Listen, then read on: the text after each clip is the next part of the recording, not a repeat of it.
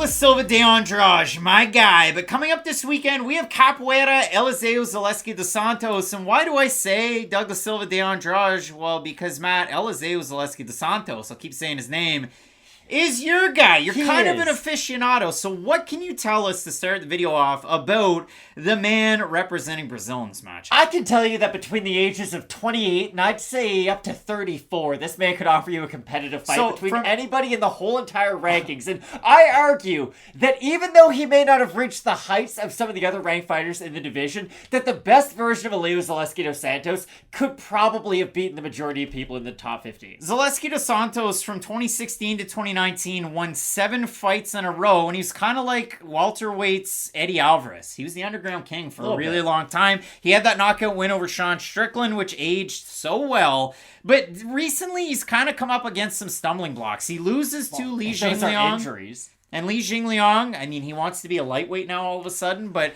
he really struggled in that one, got dropped multiple times, and then he fought a fight against Muslim Salikov in a mirror. It was awful. And nothing happened. But Zaleski's last time out, he took on France's Benoit Saint-Denis, and in that matchup, I mean, referee Kiziliev, he straight up beat him within an inch of his life. It was bad. It was really bad. I will say this about Elizeu Zaleski dos Santos. What you should know about him is he reminds me a lot of Edson Barbosa. And I say it for this reason. A lot of people are going to focus on the flashiness of the kicks, right? He has a good leg kick. He has a really nice switch kick to the body, similar to Edson Barbosa. Great spins as well. But his boxing, I think, is quite underrated. When he gets in the pocket and allows his combinations to flow, he's someone who can get real damage done, primarily with the hands. Now, he will get a little bit trigger-happy with the overhand right. It's something he does like to go to over and over again. But hey, when it lands, not a lot of guys can stand up to it. But that's always been the thing about Zaleski that I don't think people have given full credit for. Because, yes, he did get knocked out by Li Jingliang, and that was a bad performance, and that's what I'll say about him. He does have kind of 2 versions to him, right? He'll have one version where he's a little bit hesitant, he won't throw a lot of volume, he'll be cognizant of the takedown, and I do think that's a big reason as to why we don't see the overwhelming volume that we did see in the Strickland fight and definitely the Benoit Saint-Denis fight. But that's been the big story for Elizeu Zaleski dos Santos. His career to me is similar to a Santiago Ponzinibbio, but maybe like a fight back. Yeah. Because both guys would probably reach lofty heights, but I feel like injuries took away a lot in inactivity, especially for Zaleski. He'd lose, take a long time off, come back, look good, take time off. Yeah, but Santiago Ponzinibbio didn't have a 1-year USADA suspension due to Austrian use. No, I just mean for Zaleski, the inconsistency, I guess, has really been a big issue for him. And it has been unfortunate because, again, at one point, he was thought of as a top contender. After that Strickland fight, this guy was as hot as anybody. Now, the Li Jingliang fight, I do think, is just a pretty good precursor for how you do beat a guy like Zaleski. If you get on the inside, I know I just got done applauding his boxing, but a lot of his boxing is done from the outside. He's going to use the jab, step in with the overhand. If you can get on the inside, make things uncomfortable for him, disrupt his rhythm with some clinch work, with something Abubakar Nurmagomedov can do, it does limit some of the offense of a guy like Elizeu Zaleski. Forget about the overhand. Look at the right cross. I think that's the most underrated thing that jumps off the page. When you go back and you watch the Elizeu Zaleski dos Santos fights, if you're going to go for a leg kick,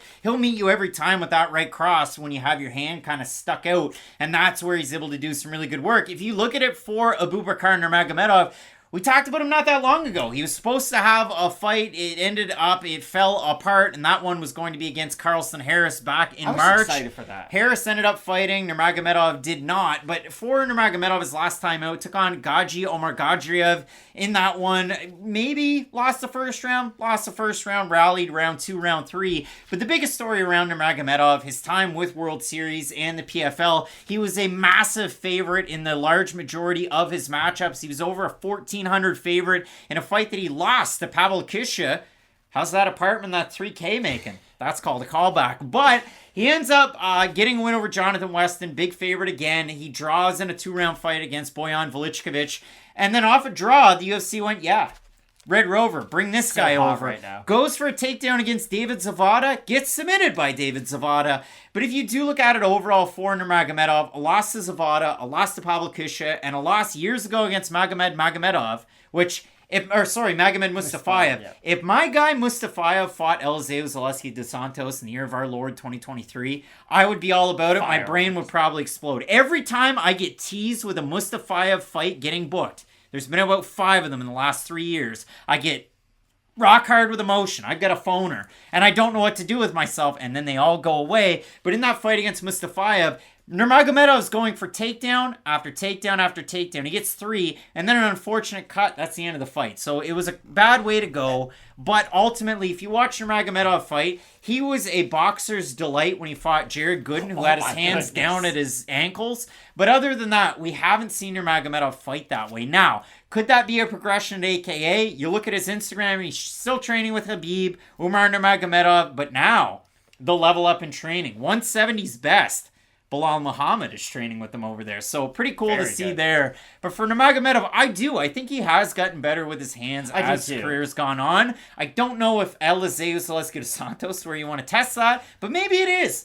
For me, though, it comes down to how does Elizeu make him pay when he does try to use that striking, right? Because Zaleski has good ground skills. They're not great. Let's just call them what they are. He's a guy who will go for offensive submissions. He does take the back well. Like, his offensive grappling is quite good, but he can get held down. He doesn't have great moves off of his back. And, of course, that's an area where Nurmagomedov can get him down, use a lot of that groundwork. But if Abubakar does try to showcase that jab and use a lot of the movement, I think it might turn a really entertaining fighter into a really boring fighter, which I think would just be terrible for everybody. But it might be the best way for him to win, because if he is able to get in and get out and threaten with enough takedowns, we've seen Zaleski become a shell of himself where he's not throwing a lot of volume. And if Abubakar can just threaten enough, and I don't even mean have a ton of success, right? I don't mean he has to drop Zaleski. He might not even have to take him down double-digit times. Just threaten enough with the takedown to force him to not really move his hips as much, because he does like to do a lot of that offset movement where he'll kind of go for the fake overhand, mix it in with a switch kick, and it does do great work. But if you're throwing a lot of wasted movement against a guy who can definitely take you down throughout the majority of the fight,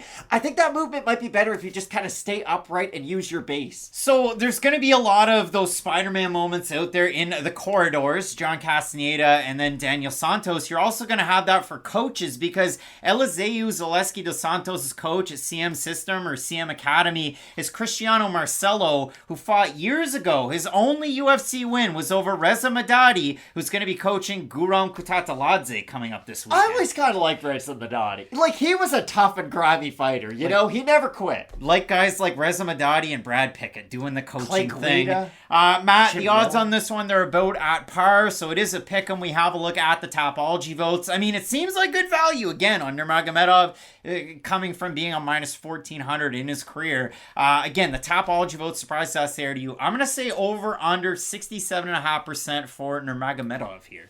I think I want to say under, but I'm going to say over.